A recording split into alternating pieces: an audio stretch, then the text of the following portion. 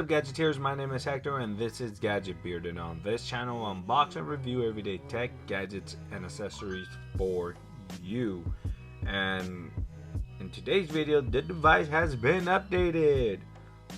Yay! No, so I was looking for the feature on how to wirelessly power charge other devices like your Samsung earbuds or another wireless charging device.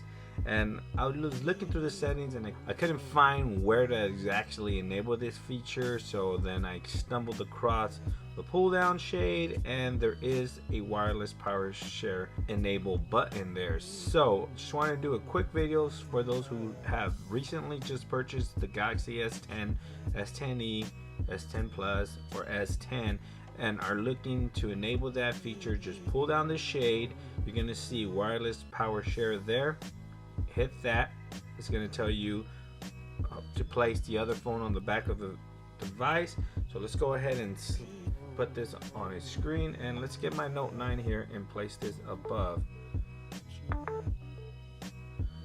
Okay guys, as you can see now, my Galaxy S10 is charging my Note 9. This was a quick video on how to enable the wireless PowerShare, how to wirelessly charge any other device that is wireless capable.